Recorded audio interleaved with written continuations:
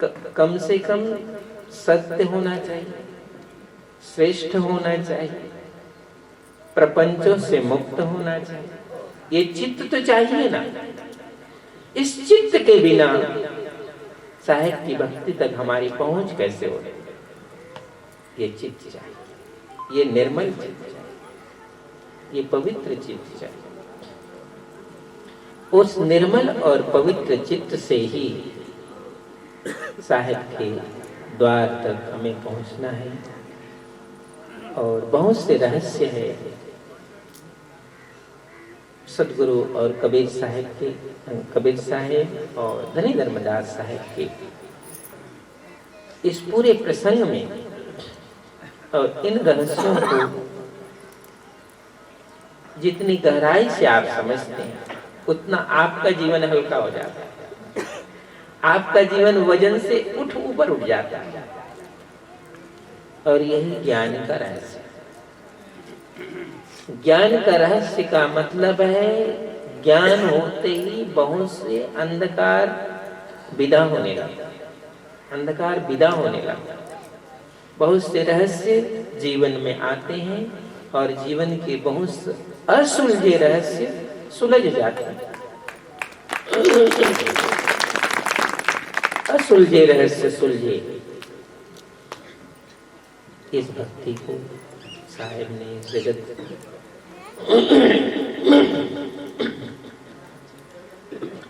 कृपा करके दी। बहुत विचरण किए साहेब, देश विदेश से हों फिरा गली गली का ठौर, ऐसा जीरा ना मिला। लेकिन बहुत देर बाद, बहुत काल बाद कोई ऐसा हंस मिला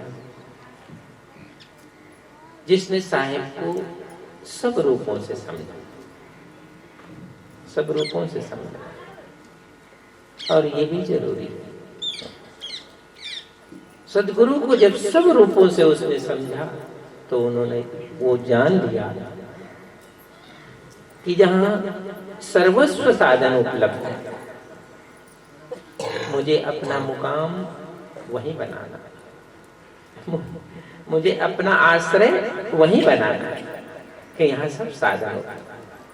मेरे कहने का मतलब ये है, बहुत से लोग साहेब के शिष्य हुए, लेकिन कोई न कोई कारण से शिष्यत्व को प्राप्त किया। लेकिन धर्मदास जब कबीर साहब का शिष्य हुआ तो उसने देखा कि ये समर्थ पुरुष है, ये समर्थ पुरुष है। और समर्थ पुरुष के चरणों में ही बैठना सब चरणों में बैठने से महान है। यही तो ढूंढ सकते हो आप, सब चरणों में बैठना और बैठ करके अनुभव प्राप्त करना। उससे अच्छा यह है कि आपकी दृष्टि जब देख सके कि ये समर्थ पुरुष है तो उसी के चरणों में बैठे।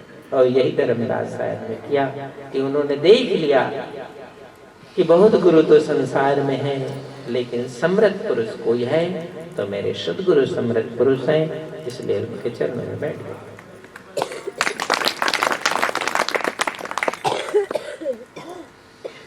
ये भी जरूरी है। समर्थ पुरुष जब दिखाई पड़ता है, समर्थ पुरुष अनुभव होता है, तो बिना आकांक्षा के, बिना संशय, बिना गुणाभाग की वो शिष्य अपना भक्ति का मुकाम वहीं स्थिर कर देता। क्योंकि तुम रास्ता में चली तो रहे हो, कहीं अपना विश्राम तो करो। रास्ता में चलने वाला विश्राम करता है। ऐसे ही धनी धर्मदास साहब भी तो चला था, सुना रहा होगा पोथी में, पुराण में, कुरान में, शास्त्र में, कथा में, भागवत में, सब सुना था कि ऐसे साधन है, ऐसी मुक्ति है, ऐसे व्रत है, ऐसा उपवास है। वो सुना ही तो था। तो हर चलने वाला सुनता है, हर चलने वाला सुनता ही तो है कि यहाँ ये है, वहाँ वो है, वहाँ वो सब सुना था और सब सुन करके चल रहा।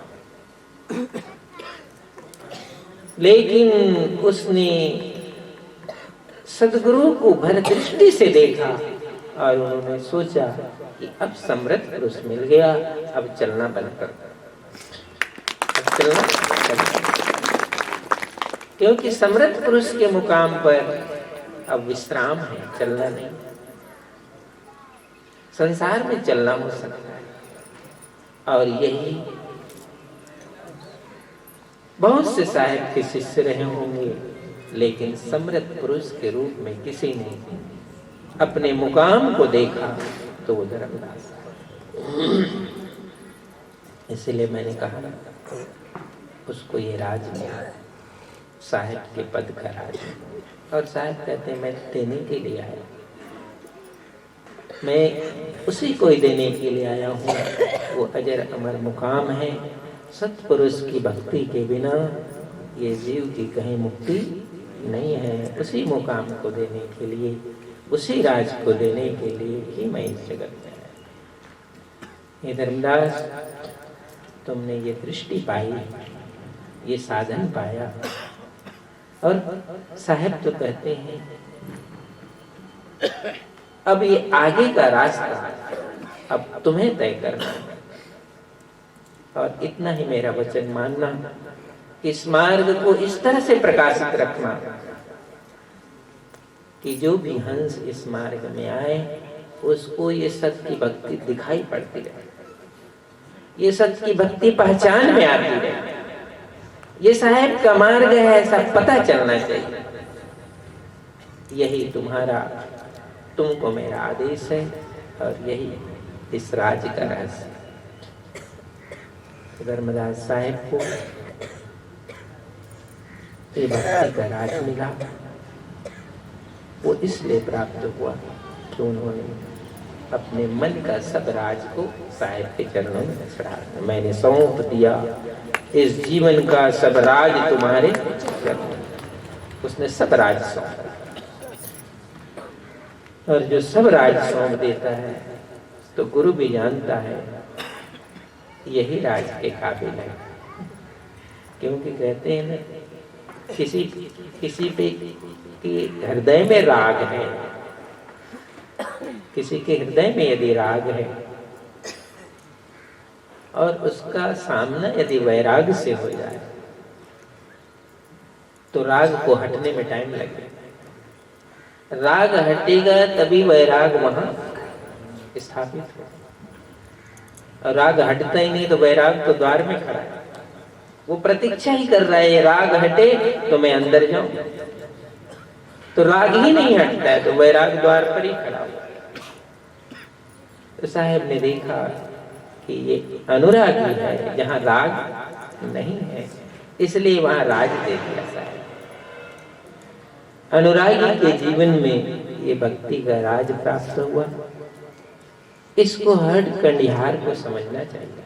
ये हर कनिहार के लिए सूत्र है, साधन है कि किस तरह से साहिब ने हमारे लिए कृपा करके ये भक्ति का मार्ग, भक्ति का द्वार खोला। तो ऐसे धर्मदास साहिब हमारे जीवन में इस रूप में आए और उन्होंने भक्ति दान मोह दीजिए, भक्ति का दान साहिब से मांगा। विनम्र होकर, सूचिता और पवित्रता से, और किसी अहम से नहीं। इस प्रकार इस 5 दिवसीय सत्संग समारोह का जो संकल्प किया, वो बाबा क्या नाम छगनलाल जी साहिब उन पर खूब आशीर्वाद देते रहे। आप सबकी शुभकामनाएं मिलती रहे।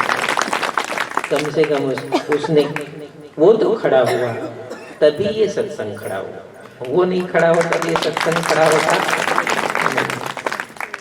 आशीर्वाद आशीर्वाद खूब खूब कृपा रखें साहिब, दया बरसती रहे। बोलो सदगुरु कबीर साहिब की जय।